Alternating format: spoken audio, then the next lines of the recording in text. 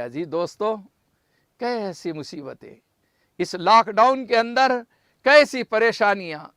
ایک مزدور جو کسی وجہ سے روزی کے لیے آیا ہوا تھا، 500 کلومیٹر، 1000 کلومیٹر، 2000 کلومیٹر پیدل چل رہا ہے، وہ اپنی فیملی تک کے پہنچنا چاہتا ہے۔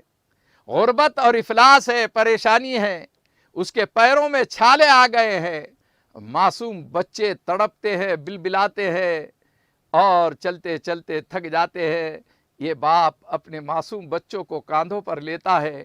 ایسے ہزاروں مناظر ہم نے دیکھا ہے، آپ نے دیکھا ہے۔ اس سے ہمیں سبق حاصل کرنا تھا کہ اللہ نے کتنی بڑی نعمت دی ہے کہ آپ اپنے گھر کے اوپر ہو، آپ اپنی فیملی میں ہو، اللہ کا شکر ادا کرتے ہوئے سجدے تو کر لیتے، نمازوں کا اہتمام تو کر لیتے، اور اللہ کو راضی کرنے والے اعمال تو کر لیتے، گناہوں سے توبہ و استغفار تو کر لیتے۔ اگر آپ نے اس لاک ڈاؤن کے اندر یہ سب کچھ کیا ہے تو قابل مبارکباد ہے، آپ قابل تعریف ہے۔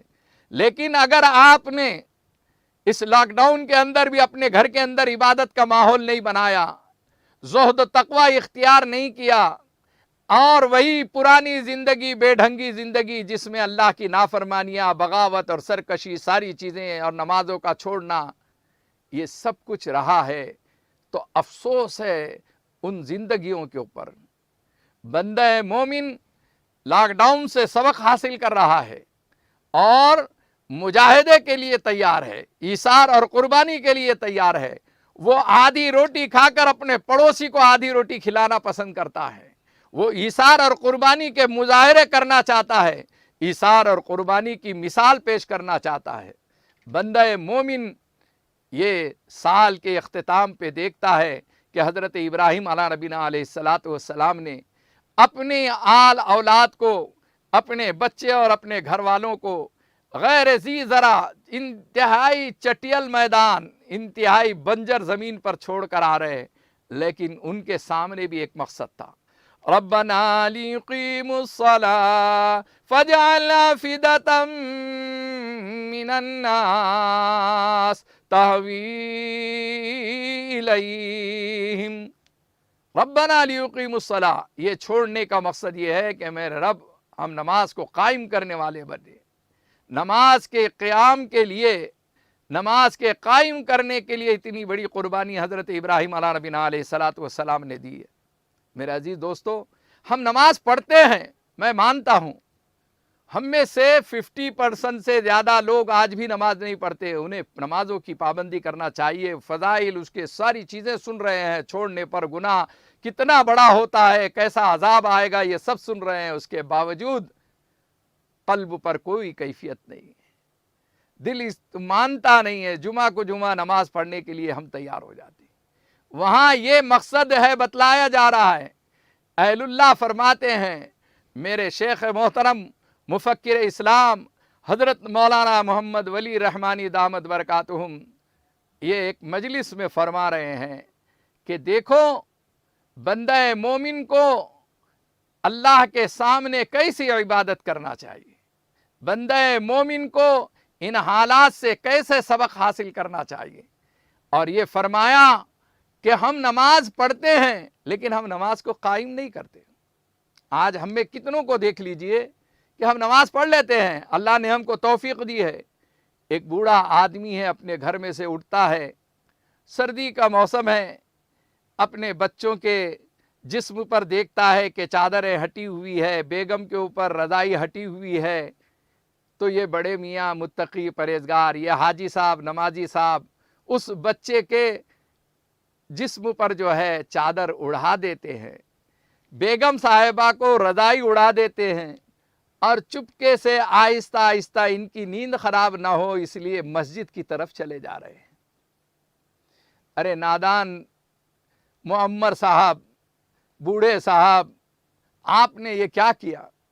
آپ تو جنت کے لیے، جنت کے راستے پر چلے جا رہے ہیں جنت کمانے کے لیے، اور یہ جو رضائی آپ نے بیگم کے اوپر اڑائی ہے اور یہ بچوں پر جو چادر اڑائی ہے، آپ یہ کہنا چاہتے ہیں کہ آپ دوزخ میں جاؤ، میں جنت میں چلے جا رہا ہوں۔ آپ کو کیوں نہیں فکر ہوئی کہ میں صرف نماز پڑھنے کے لیے نہیں دنیا میں بھیجا گیا ہوں بلکہ نماز قائم کرنے کے لیے۔ تو نماز قائم کرنے والا کیسا ہوتا ہے؟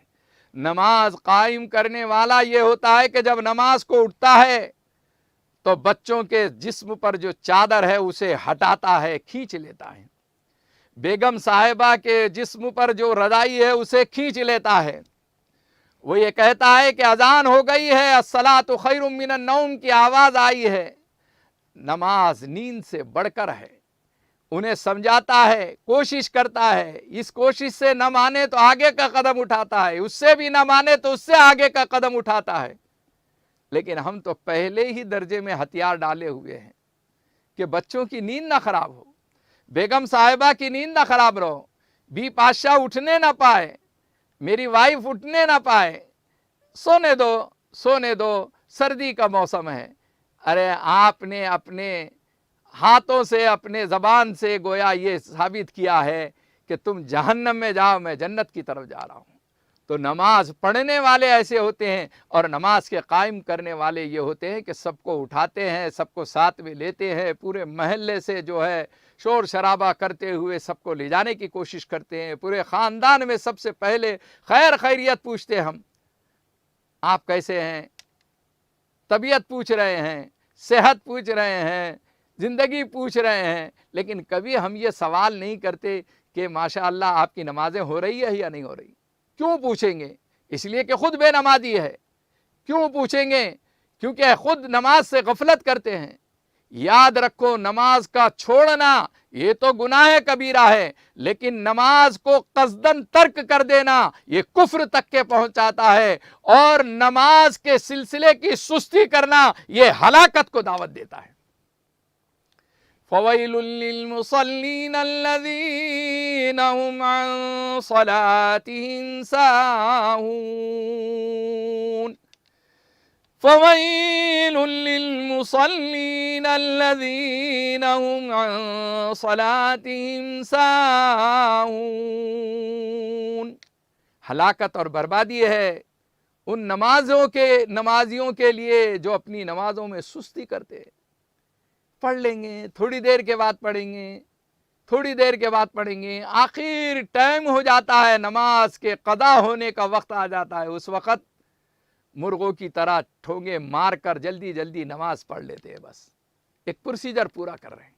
یہ تو نمازیوں کا حال ہے جو نماز پڑھتے ہیں، اور بے نمازی جو ہے تو بے نمازی کے لیے وہ کفر تک کے پہنچ رہا ہے قصداً اگر نماز چھوڑ رہا ہے، اور بے نمازی جو ہے نماز کسی وجہ سے ترک کر رہا ہے، وہ گناہ کبیرہ کر رہا ہے۔ یاد رکھو میرے عزیز دوستو کہ قرآن پاک نے دعوت فکر دی ہے کہ سستی والی نماز ہلاکت کی نشانی ہے، بربادی کی نشانی ہے۔